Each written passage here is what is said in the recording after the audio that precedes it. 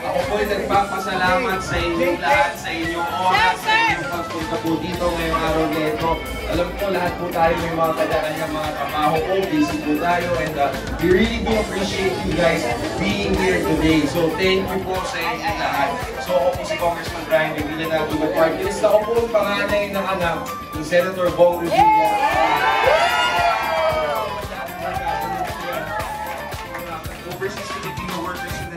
Na nanitirahan, na tumutulong po sa ating ekonomiya. And gusto rin po namin na at least yun, makita po o makausap kayo, malaman po namin kung ano.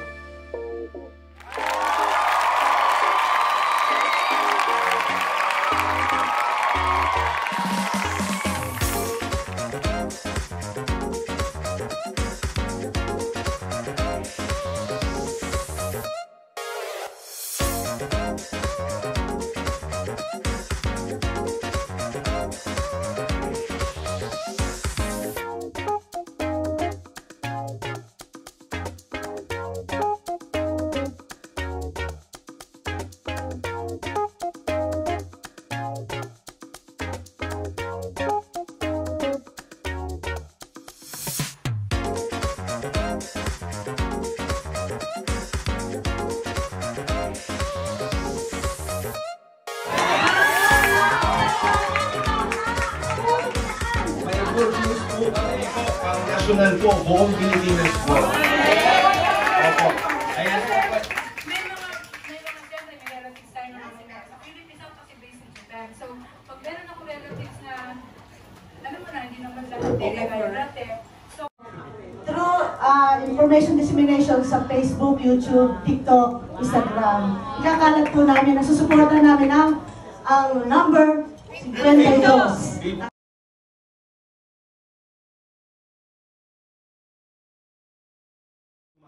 First, second, third reading sa House of Representatives.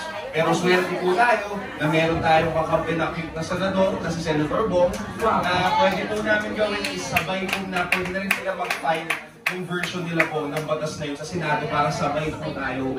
Palakpakan po natin. Maraming salamat. And that is the main reason why we're here, para alamin kung ano yung mga maitutulong natin sa mga kababayan natin dito.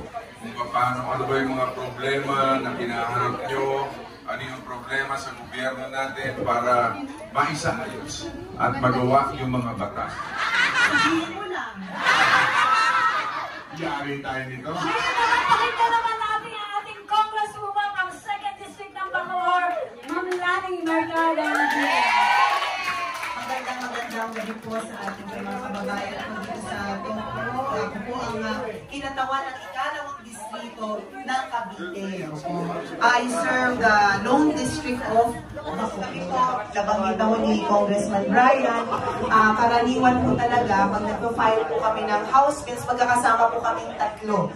Si Congressman Jolo ng 1st District ng Lalawigan ng Cavite, si ano po yun? May violent reaction sa lahat.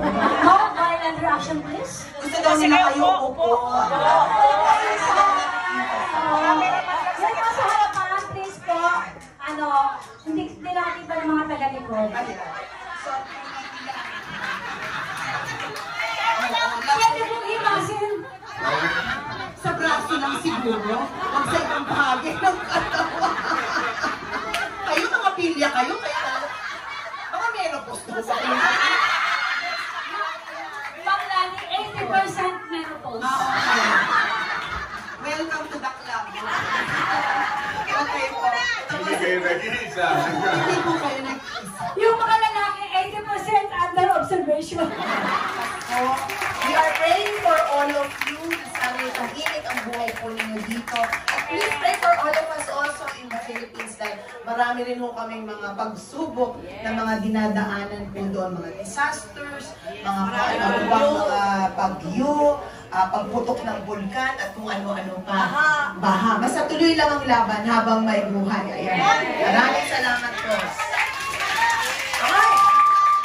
Yun gusto ko yung kasama po na, well, nakilala nyo na si Brian, is our eldest son. Kilala nyo na. Pag pino-follow nyo po yung Facebook account namin, makikilala nyo na ang members ng family namin. Si John Del Rosario. Pagsalitayin mo, Mama. Pagsalitayin mo siya. Just a little. Okay. So, Si Atty. Ina Del Rosario. okay, so first of all, maraming salamat po sa maninit na pagtanggap ninyo sa amin. I didn't expect na ganito kadami talaga. Ako po yung nakikipag-coordinate kay Tita Glo, and I'm so happy to meet everyone, and I'm glad that it's intimate, no? At least we get to know each other on a personal level. Grassroots po ang aming talagang ang aming goal. Bilang campaign manager po ng aking tata, Tunay na buhay. Home review.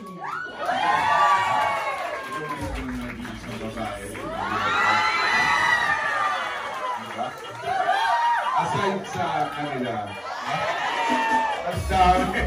Asaya mo na kayo! Well, parang gusto mo na, pasayarin mo na kayo. Sayo mo na kayo lahat!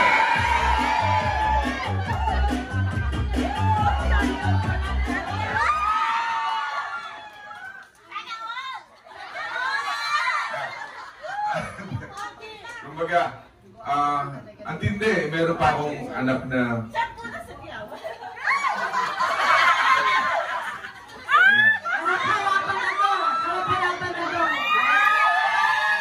Huwag ka na mag-selos, ano? Binigay ko naman yung tissue sa kanya. dito sa frame niya. Kaya... Part natin sa Senate kasi kailangan mo talaga partnership. Kaya kami rin, yun din po ang sikreto. Kaya maraming batas na naipasa si Senator Bong Revilla dahil may counterparting po kami sa mababang kapulungan at saka sa mataas na Kaya mabilis. Kaya mabilis. Pagka magpasa ng mabilis. Okay. At yun. Ano So hindi na tayo masyado Yeah, magpapahaba. baka kayo ay... So pag-picture taking pa daw. Picture taking pa Paano tayo. gagawin natin, ma'am? Okay po, magkano po tayo?